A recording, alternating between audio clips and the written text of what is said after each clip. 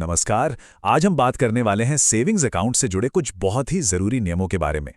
अगर आपका भी किसी बैंक में सेविंग्स अकाउंट है तो अब आपको थोड़ा और सावधान हो जाना चाहिए। क्यों? क्योंकि इनकम टैक्स डिपार्टमेंट ने पैसे जमा करने और निकालने को लेकर कुछ नए और सख्त नियम बना दिए हैं। इस जानकारी को अंत तक जरूर देखिएगा, क्योंकि एक छोटी सी गलती भी आपको सीधे इनकम टैक्स डिपार्टमेंट के रडार पर ला सकती है। तो सबसे पहला और सबसे बड़ा सवाल यही उठता है कि क्या हमारे रोज के जो छोटे-मोटे बैंक ट्रांजैक्शन हैं, उन पर भी इनकम टैक्स डिपार्टमेंट की नज़र है? तो सुनिए, इसका जवाब है हाँ, बिल्कुल है। और आज हम यही जानने वाले हैं कि वो कौन सी लिमिट्स हैं जिन्हें पार करते ही आप उनकी नज़र में आ सकते हैं। तो चलिए एक-एक करके इन सभी नियमों को अच्छे से समझते हैं। हम देखेंगे कि टैक्स विभाग की ये नई निगरानी आखिर है क्या, यूपीआई और कैश लेनदेन की लिमिट्स क्या हैं, एफडी को लेकर क्या नियम है और सबसे जरूरी, इन सबसे बचकर कैसे रहा जाए। तो सबसे पहले समझते हैं टैक्स डिपार्टमेंट की इस नई निगरानी को। देखिए, बात सीधी सी है। अब अधिकारी पहले से कहीं ज्यादा अलर्ट हैं और आपके हर बड़े लेनदेन पर उनकी पैनी नजर बनी हुई है। और पता है सबसे बड़ी बात क्या है? अगर आप अनजाने में भी कोई लिमिट पार कर देते हैं तो वो छोटी सी भूल भी आगे चलकर एक बड़ी मुसीबत बन सकती है। और ये बात आपको बहुत ध्यान से सुननी है। अगर आपने तय लिमिट से ज्यादा का लेन देन कर दिया तो आपको सीधा इनकम टैक्स का नोटिस आ सकता है।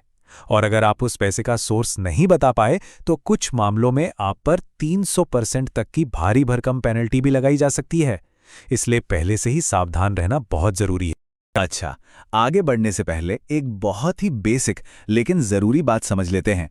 फाइनेंशियल ईयर यानी वित्तीय वर्ष, ये हमेशा 1 अप्रैल से शुरू होता है और अगले साल 31 मार्च को खत्म होता है।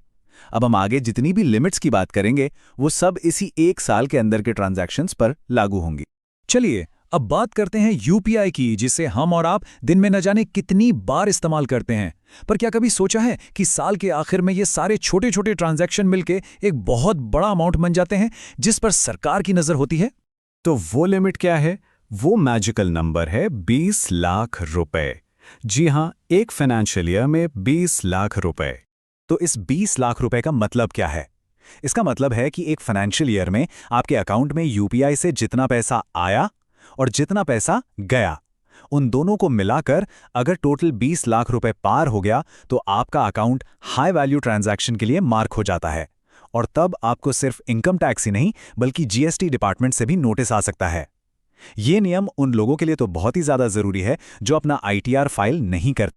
अब आते हैं उस एरिया पर जिस पर इनकम टैक्स डिपार्टमेंट की सबसे सख्त नजर रहती है, और वो है कैश यानी नकद का लेन देन। कैश जमा करने के लिए आपको जो एक नंबर हमेशा याद रखना है वो है 10 लाख रुपए। ये एक फाइनेंशियल ईयर में कैश जमा करने की मैक्सिमम लिमिट है। तो समझिए, ये जो 10 लाख रुपए की लिमिट है ये सिर्फ और सिर्फ कैश डिपॉजिट पर है। अगर आप चेक, एनईएफटी या यूपीआई से पैसा जमा करते हैं तो ये नियम लागू नहीं होता। और ये लिमिट आपके बैंक अकाउंट से नहीं बल्कि आपके पैन कार्ड से जुड़ी हुई है। मतलब आपके चाहे 5 अलग अलग बैंकों में अकाउंट्स क्यों ना हो, सब मिलाकर आप एक साल में 10 लाख रुपए से ज्यादा कैश जमा नहीं कर सकते। और अगर आपने ये लिमिट पार कर दी और आप आईटीआर भी नहीं भरते तो समझिए नोटिस आना लगभग पक्का है। और ऐसा ही कैश निकालने पर भी होता है। बड़ी कैश निकासी पर भी नजर रखी जाती है। और हाँ, ये सोचना तो बहुत बड़ी गलती होगी कि अलग अलग बैंकों से थोड़ा थोड़ा पैसा निकाल लेंगे तो किसी को पता नहीं चलेगा। आपका पैन कार्ड सारे अकाउंट्स को एक साथ जोड़ देता है। एक और बहुत जरूरी बात याद रखिएगा, अगर आपको तुरंत कोई नोटिस नहीं आया तो इसका मतलब ये नहीं है कि आप बच गए। इनकम टैक्स डिपार्टमेंट के पास पूरा 3 साल का वक्त होता है। मतलब आज किए गए किसी हाई वैल्यू ट्रांजैक्शन का नोटिस आपको 3 साल बाद भी आ सकता है। चलिए अब बात करते हैं फिक्स्ड डिपॉजिट यानी एफडी की। यहां पर नियम थोड़े अलग हैं। ये इस बात पर डिपेंड करता है कि आप एफडी कैश देकर बनवा रहे हैं या डिजिटल तरीके से। देखिए कितना साफ है। अगर आप कैश पैसा देकर एफडी करवा रहे हैं तो यहां पर भी वही 10 लाख रुपए प्रतिवर्ष की लिमिट लागू हो जाती है। लेकिन अगर आपके अकाउंट में पहले से पैसा है और आप चेक, एनईएफटी या यूपीआई के जरिए एफडी करवाते हैं तो उस पर ऐसी कोई खास लिमिट नहीं है। सारी दिक्कत सिर्फ और सिर्फ कैश के इस्तेमाल पर है। तो अब जब हमने सारे नियम जान लिए हैं तो सबसे बड़ा सवाल यह है कि भाई इनसे सुरक्षित कैसे रहा जाए। चलिए मिलकर आपका एक्शन प्लान तैयार करते हैं। देखिए, बस ये 3 आसान से स्टेप्स हैं। पहला, लिमिट्स को अपने दिमाग में बिठा लीजिए।